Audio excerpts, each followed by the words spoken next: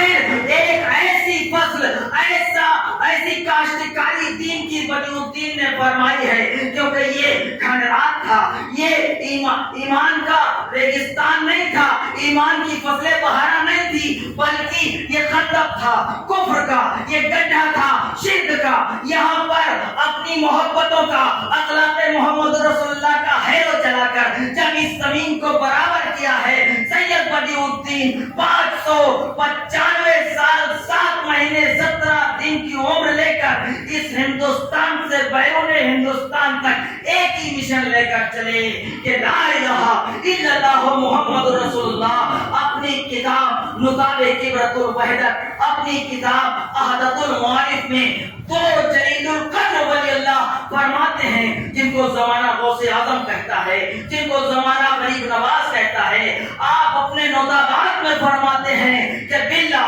ثم باللہ۔ یہ کون کہہ رہا ہے؟ یہ عبد القادر جیلانی رضی اللہ تعالیٰ کہہ رہے ہیں، یہ غریب نواز فرما رہے ہیں۔ کیا فرما رہے ہیں؟ باللہ ثم باللہ، اللہ کی قسم پھر اللہ کی قسم، میں نے سید بدیع الدین قطب المدار کو دیکھا ہے، آپ اپنے چہرے پر 7 نقاب ڈالے رکھتے تھے، ایک نقاب چہرے سے اڑ جاتا تھا تو مخلوق خدا جلووں کی تاب نہ لا کر سجدہ ریز ہو کر بے اختیار کہتی تھی اشہد ان لا الہ الا اللہ محمد رسول اللہ۔ یہ بدیع الدین کی خدمات ہے۔ آج ہم فخر سے کہتے ہیں کہ اس ہندوستان میں 22 لاکھ یا 18 لاکھ کافروں کو کلمہ پڑھا کر مشرف با اسلام کرنے والی ذات کا نام ہند الولی ہے، غریب نواز ہے۔ مخدوم اشرف سیمانی نے کلمہ پڑھایا، ان کا احسان عظیم ہے۔ صابر پاک نے کلمہ پڑھایا، ان کا احسان عظیم ہے۔ لیکن ہم تاریخ کے محتاج نہیں ہیں۔ تاریخ میں اگر ہم کو ملتا ہے تو یہ ملتا ہے کہ بدیع الدین نے کسی کو کلمہ نہیں پڑھایا، مدائے پاک نے کسی کو کلمہ نہیں پڑھایا، بلکہ ان کے چہرے پر رسول اللہ صلی اللہ علیہ وسلم کا دست مبارک کا معاملہ یہ تھا کہ ایک نقاب اڑ جاتا تھا تو مخلوق خدا خود بخود پڑھ لیتی تھی اشہد ان لا الہ الا اللہ و اشہد ان محمد رسول اللہ۔ یہ احسان ہے بزرگان دین کا۔ اور یہ کون لوگ ہیں؟ یہ وہ لوگ ہیں جن کو نسبت ہے میرے آقا محمد صلی اللہ علیہ وسلم سے۔ یہ وہ اولیاء کاملین ہیں جن کو نسبت ہے سیدنا سجاد علیہ السلام سے۔ یہ وہ متبرک اور بابرکت حیثیت ہیں جن کو شرف حاصل ہے سیدنا مولا علی کرم اللہ تعالیٰ وجہ الکریم سے، سیدنا فاطمہ الزہرا سلام اللہ علیہ سے۔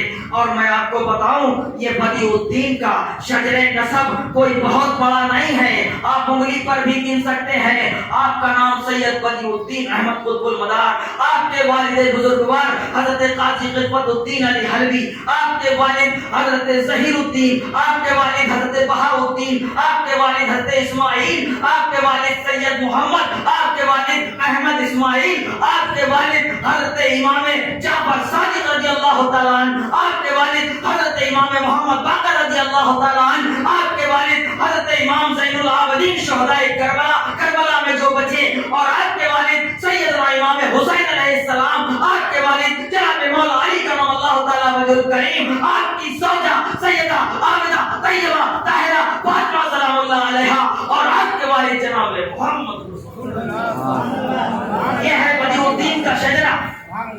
اور رشدی سلسلہ، پیری مریدی کا سلسلہ آپ انگلیوں پہ گن سکتے ہیں۔ آپ سید بدیع الدین، آپ کے پیر و مرشد حضرت بایزید بستامی، آپ کے پیر و مرشد حضرت حبیب اجمی، آپ کے پیر و مرشد حضرت حسن بصری، آپ کے پیر و مرشد مولا علی، اور آپ کے پیر و مرشد جناب محمد رسول اللہ۔ یہ رسول اللہ صلی اللہ علیہ وسلم سے قربت ہے۔ یہاں پر بات ختم نہیں ہوتی، بات چلو بتاتے ہیں۔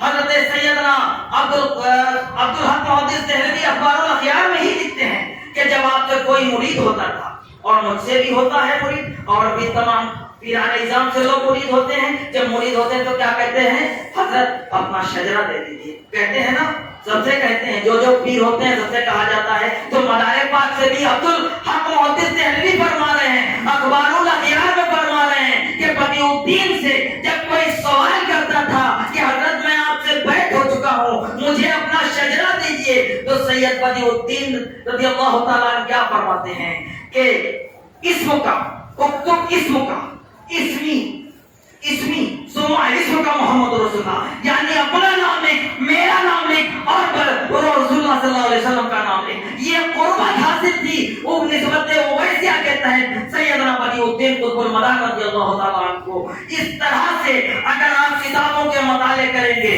کتابوں کو دیکھیں گے، آج مروجہ دور کے علماء کی تقریر کو آپ ذہن میں بٹھا کر اس کو ایمان اگر بنا لیتے ہیں تو کل اللہ کی بارگاہ میں آپ کی گرفت ہوگی. کیونکہ اللہ کے رسول فرماتے ہیں طلب العلم فریضۃ علی کل مسلم و مسلمہ، علم دین کا حاصل کرنا ہر مسلمان مرد عورت پر فرض ہے. کسی کی ایک کی بات کو ذہن میں رکھ کر اس کو ایمان میں داخل کر لینا، میں نے جتنا بتایا ہے آپ اس کو مت مانیے جب تک آپ تحقیق نہ کر لیں. اور جب آپ کی تحقیق مکمل ہو جائے تو سمجھ لینا کسی نے بتایا تھا، حق بتایا تھا، کسی نے بتایا تھا، سچ بتایا تھا.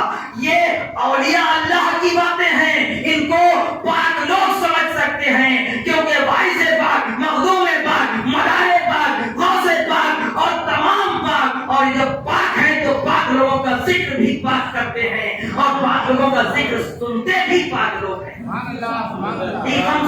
فی بہا حر الوبائل حاتمہ المصطفیٰ والمرتضیٰ وبناہما والفاطمہ. بیدم یہی تو 5 ہیں مقصود کائنات، خیر النساء حسین و حسن، مصطفیٰ علی. اسی کو جانو، اسی کو سمجھو، چاہے وہ یوم غدیر ہو، غدیر خم کا معاملہ ہو، چاہے وہ کربلا کا معاملہ ہو، چاہے وہ بدر و حنین کے معرکے ہوں. ہر جگہ پر مسلمانوں کو ستایا ہے تو مسلمانوں نے، مسلمانوں کو پریشان کیا ہے تو مسلمانوں نے. کربلا کا میدان میں کوئی کافر نہیں تھا حسین کے مد مقابل. کربلا کے میدان میں حسین کے گلے کو کاٹنے والا اگر کوئی کافر ہوتا تو صبر آ جاتا. علی اصغر کی 6 مہینے کے علی اصغر کے حلقوم پر تیر مارنے والا اگر مشرک ہوتا تو صبر آ جاتا. حضرت سکینہ سلام اللہ علیہ کے کانوں پر تماچے مارے گئے، کانوں سے بالیاں نوچنے والا اگر کافر ہوتا تو صبر آ جاتا. اے اللہ، یہ تیرے ہی بندے تھے جو تیرے رسول کے نوازوں پر ظلم اٹھا رہے تھے. کل اگر حسین کو تکلیف مسلمان دے سکتے ہیں تو آج قادری کو دے سکتے ہیں، چشتی کو دے سکتے ہیں، اشرفی کو دے سکتے ہیں، نقشبندی کو دے سکتے ہیں، ملاری کو بھی دے سکتے ہیں. کوئی بڑی بات نہیں ہے. جال حق وزحق الباطل اذ الباطل کان ظہوقا. جب باطل کی غیرت نے اسلام کو للکارا ہے تو کوئی معین الدین بن کر آیا ہے، کوئی مخدوم اشرف بن کر آیا ہے، کوئی مدار العالمین بن کر آیا ہے، کوئی باعث دیوا بن کر آیا ہے، کوئی شاہی محمد شیخ میاں بن کر آیا ہے، کوئی عبدالقریب بن کر آیا ہے. یہاں تک کہ تمام اولیاء قرآن کی، ایمان کی، اسلام کی حفاظت کے لیے آئے ہیں، کلمے کی بقا کے لیے آئے ہیں. اور جب اسلام کی غیرت کو آواز دی جائے گی تو کوئی اور گھر سے نہیں نکلے گا، اہل بیت نکلیں گے. وہی جھنڈا لے کر نکلیں گے، چاہے کچھوچا کے سادات ہوں، مکن پور کے سادات ہوں، بیلگرام کے سادات ہوں، ماہرہ کے سادات ہوں، اجمیر کے سادات ہوں، من جملہ پورے ہندوستان کے، پوری دنیا کے اگر سادات ہوں گے اور اسلام کی غیرت کو آواز دی جائے گی تو پھر یہ حسین علیہ السلام کی سنت کو ادا کرتے ہوئے ڈریں گے نہیں. میرے دادا نے کربلا میں گردن اسلام کی خاطر کٹائی، اگر آج مجھے میری ضرورت پڑ رہی ہے تو اے میرے دادا محترم، اے میرے اجداد، خون کا ایک ایک قطرہ اسلام کی بقا کے لیے کافی ہے میرا.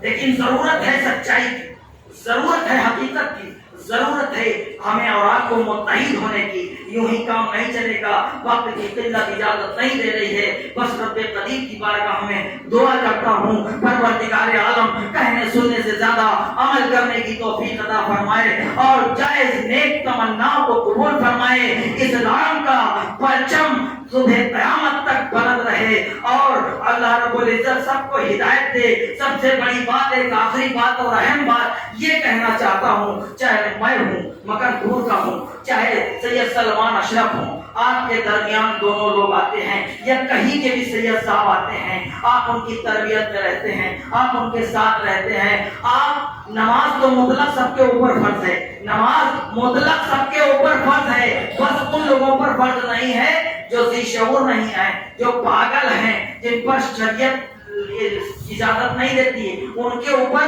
नमाज नहीं है, बाकी हर अक्लो बालिग पर नमाज फर्ज है।